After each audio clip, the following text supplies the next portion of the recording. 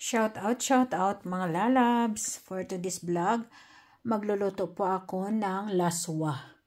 Laswa po ang tawag dito, mga lalabs, kahit hindi kompleto yung sangkap natin, no? Mayroon po tayo ditong hibi. Hibi daw yata ito sa Tagalog. Yung pag sa Ilonggo naman ay kalkag, yung maliliit na hipon. Yan po mga lalabs, so maliliit na hipon. At meron tayo ditong konting kalabasa, no? Konting kalabasa yung natira pa sa ating at saka yung sitaw mga lalabs, at saka yung talong, ito kamatis, sibuyas, loya, lahat po ng ating sahog, sangkap ay fresh po yan and organic from alam na this mga lalabs, no? Kaya mga lalabs, ito po binili lang po natin yan kasi syempre wala naman dagat dito para manghuli tayo, no? Kaya umpisahan na natin mga lalabs. Mayroon na tayo ditong kasirola na may tubig. Buksan na natin yung ating lulutuan. Maganda dito mga lalabs sa aking lagayan na ito kasi kasyang-kasya. Pwede ko pwede ko ilagay sa lababo dyan, no? Para mayroon pa akong maraming patungan. Kaya ito mga lalabs, umpisahan na natin. Buksan natin ang ating lulutuan. Yan.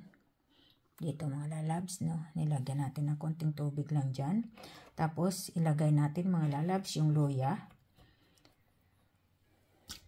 Yung iba kahit wala ng loya-loya. Sayang mga lalabs, wala tayo okra, pangpadulas, no? Kaya takway o kaya ano. Tapos, yan. Ang bombay. Yan.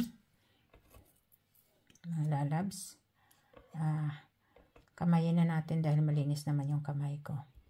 Tapos ito kamatis, mga lalabs, no?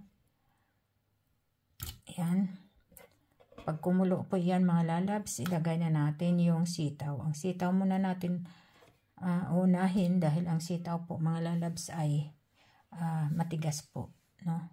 Kaysa lahat. Tapos sunod-sunod na natin yan, no? Mga lalabs. Sabay na natin din yung hibi. Ito yung kalkag sa Ilonggo, yung tawag dyan. O sa amin ay kalkag. O kaya ito yung pag fresh pa siya, ito yung binibinta sa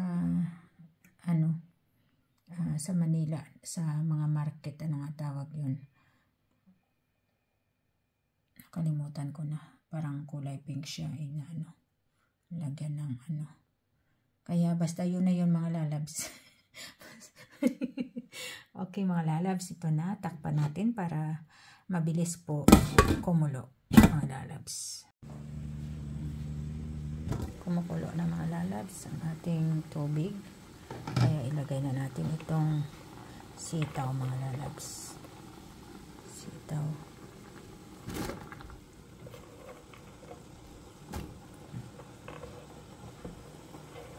Masarap mga lalabs dahil may buto pa. Ayan. Palambutin ko talaga yung sitaw mga lalabs kasi parang siya, hindi na siya bata. Yan mga lalabs.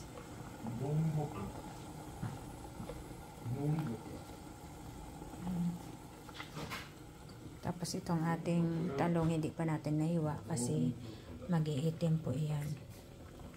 Pasensya na po dyan sa ito pala ay ginagawang bagoong alamang ba ito, no? Ayan. Pasensya na sa maingay dyan, kaya takpan na natin muna para mabilis ang pagluto ng ating sitaw mga lalabs. Ito na mga lalabs, ilagay na natin. Ilagay muna natin ito. Asin lang ang ilagay natin dito mga lalabs kasi malasa na po yan dahil dyan sa hipon na maliliit. Mga lalabs, lagay na natin yung kalabasa. Mga lalabs. Tapos hiwain pa natin yung ating talong na dyan pa siya. Yan. Hiwain pa natin. Yan mga lalabs. Niluto ko ng maano talaga yung sitaw kasi parang hindi na siya pero masarap Hiwain na natin yung talok mga lalabs.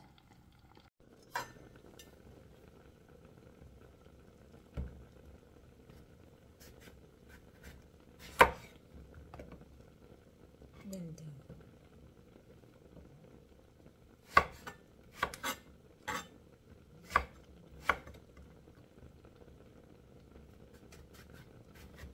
Gatang-gata.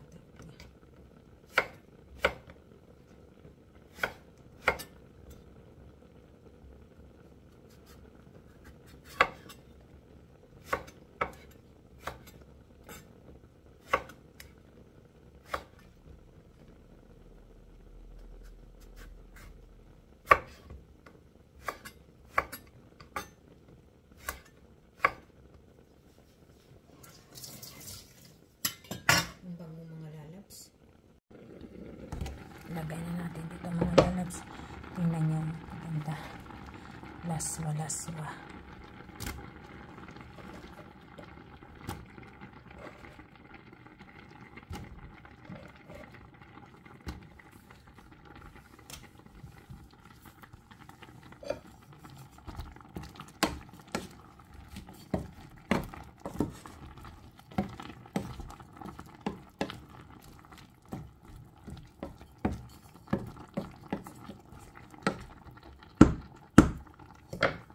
Takpan natin mga lalabs.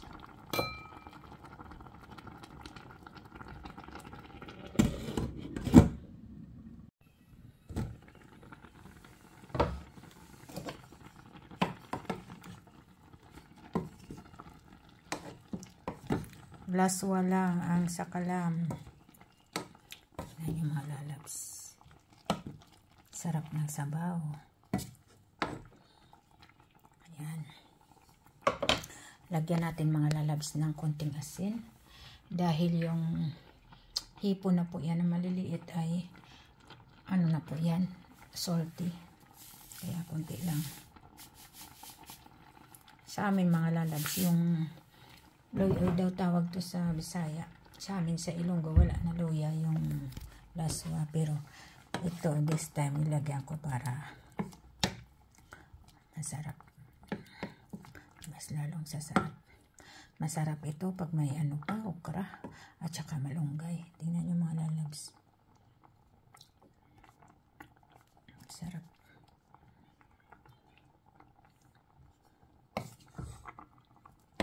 Masarap yan ang kalabasa.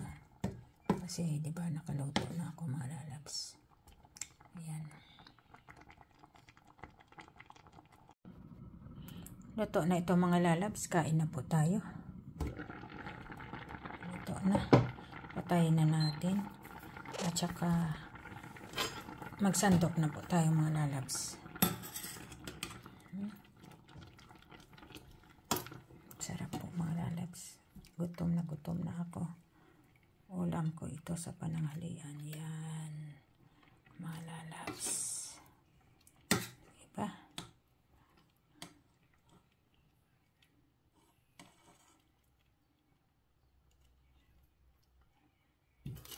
Hindi ko binalatan yung kalabasa. Yan.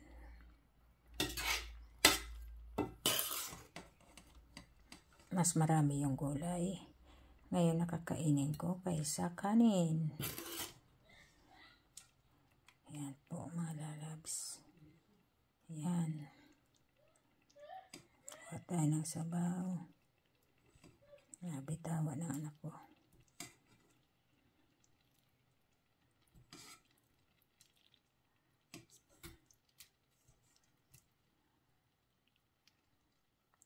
Kaya hanggang dito na lang po mga lalabs. My vlog for today. Thank you so much po mga lalabs sa mga mahal kong sisikoy dyan.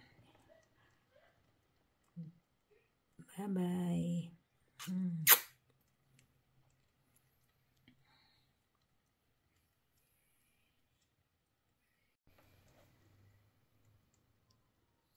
Laswa mga lalabs.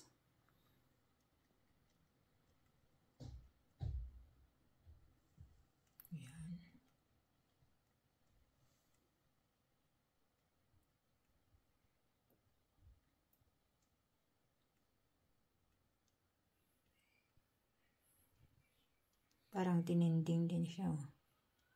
Diba, mga lalabs? Sarap.